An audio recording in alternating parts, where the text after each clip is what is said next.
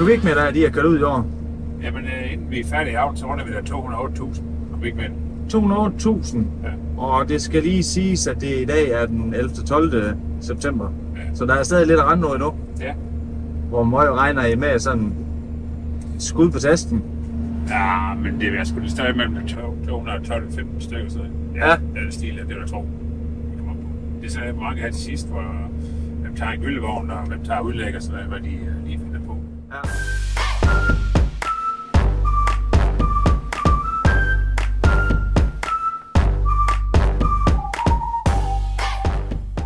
Det er også lidt mere, end vi plejer at gøre. Ja, hvor meget plejer I at lægge på? Ja, det svinger lidt, men mellem 100, sidste år med kun på 170, så plejer vi lidt på omkring 180-85 stykker. Okay. På en hel sæson. Jamen, hvordan kan det være, at I har så meget mere i år? Ja, men vi er nok kommet, der i foråret, da Gyldevognen de kører, der kunne vi køre med udlægger. Ja. På nogle dage, hvor de måtte holde hjem, og det har vi hentet på, og så vi har også trukket sæson, der var mange, der kunne, få nedfældet til Vorbyg, så ventede de så til det kom op, og så kørte vi ud med udlægger. Okay, og så har der været noget enkelt. Der har lige været et græsmarked her i sommer. Vi plejer nu at hvis jeg kører på græs om sommer, fordi de vil have for surt der, men det var der et sted, hvor det var så blød, at de kan simpelthen køre med en gyldevogn. Okay. Og så går vi ud, og så må han have for sur, og så kan vi køre det ud også. Ja, ja.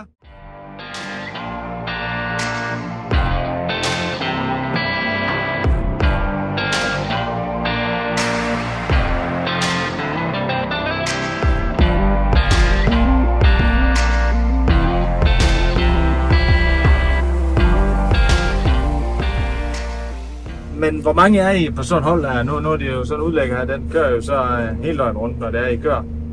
Eller hvad? Gør den i butik, gør den det? Altså vi kører her i efteråret, der kører vi i døgndrift. Nej. Men i foråret er vi er 2 mand til at køre. Vi skiftes til at være 12 timer i gang, og så Jan ligger slange ud, han kommer sådan efter behov. Og de 2, der kører med nat, de skiftes så til en uge i gang, og så laver de en anden ind imellem. Ja. Hvor mange timer I brugt at køre over maskinen til at køre det her 200.000 kubikmeter ud? Maskinen tager lige godt 17 timer. Så det er jo ikke det, der går selvfølgelig flere mandetimer på jo. Det er ja. Klart. Men, ja. Så det er lidt over 100 kubikmeter i alle kørte timer? Ja, omkring 100, hvis vi tager de effektive timer, så omkring 175 kubikmeter i timen, når der er åbent for Gyldehøjen. Jamen det kræver også, men det er det, at du skal have nogle folk, der gider, fordi det er svært at finde nogen, der vil køre med. Og jeg tror også, det er lidt i døje med rundt omkring, men der er jo ingenting, der er arbejde i at se her, det er jo når man skal ud. Men man skal gå op i det, så kan man også, der er også dag, hvor man bare, der er smøg lav udenfor.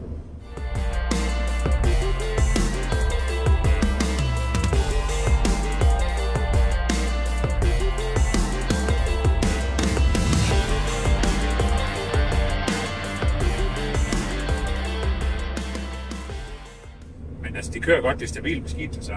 Ja. Det står skal de have ned med ergometer. De er også noget lydhør for at lave om, altså lave nogle nye ting ind imellem. Ja. Ligesom de nu får en spark til. Ja. Den her, den er så 4 år gammel. Og den er, den er opdateret sådan set fuldstændig som hvis du køber en ny i dag. Den med programmer, og for 4 år siden, vi har fået en stor skærm i dag. Ja. Og det er jo det er sådan set de krav, vi stillede for 4 år siden, da Banken Søren skulle købe den her, det var, at vi skulle have en større skærm i. Ja. Det er så kommet nu her, hvor den så er kommet i. Og det er så i hvert fald, altså, som en køreoplevelse, når man kører med den. Det er ved behageligt, når du ser, at sådan en lille skærm, der var kun en fjerdedel herude. Ja, den er ikke ret stor, nej. Nej, det var men fik I den skærm i for 4 år siden, eller hvad? Ja, den her, den er fra i år. Når I har fået den i skærmen? Den, der var faktisk en halv, der var større end det der. Nej. Ja, det var det samme billede, du har. Der må du se, forskellen. Ja. Så den er så set fuldstændig ligesom ny, den her. Undtagen, den er godt de der 6390 timer. Og det er på 4 år? Ja. Men så kører den jo. Og 746.000 kubikmeter. 746.000 kubikmeter på 4 år? Ja. Men lige her til sidst, hvad så næste år? Hvor meget skal vi op over der? Vi skal op på 200. Altså til, vi skal sætte den her så, hvis den er med over. Jamen har det været sådan, at man altid lige skal toppe den næste år? Har det ikke? Jo, vi startede for 24 år siden, der kørte vi 55.000 kubikmeter. Ja. Og hvis vi nu tager det er jo så, altså hvor vi kørte faktisk der var efteråret den første år der. Så vi nok kørt 55.000 dage i løbet af foråret. Det er jo på de samme timer, så stort set, der er vi så kun Jens og mig til. Jens er jo slange, men han er jo med i Allo også. Ja. Men altså tid, vi bruger på det, var det samme, som det er i dag. Altså, du ser de forårsmåneder der, Ja. der har vi brugt det samme. Det er cirka det samme dato, vi starter, og så cirka det samme dato, vi er færdige inden for nogle få dage. Så er foråret jo godt. Ja. Det var cirka med de samme timer, vi brugte, for der kørte vi også døgndrift, men der var vi bare kun 2 til, der sov vi bare noget mindre. Så der er jo meget mere effektivt, og vi har også lært, at vi har lært at utrolig mange ting. Ja. I hvert fald lært, hvad man her skal. Ja, det lærer man hen ad vej. Ja. Det er skadet bliver man klog, men sjældent rig, og det er sådan, man siger. Godt svin ind. Ja. Så, men den er, så jeg tror, det næste år, vi skal op på de der 175 og 190. Altså, Ja. det burde kunne lade sig gøre det.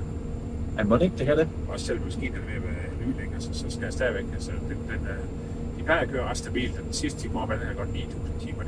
Der var alt et stort problem med.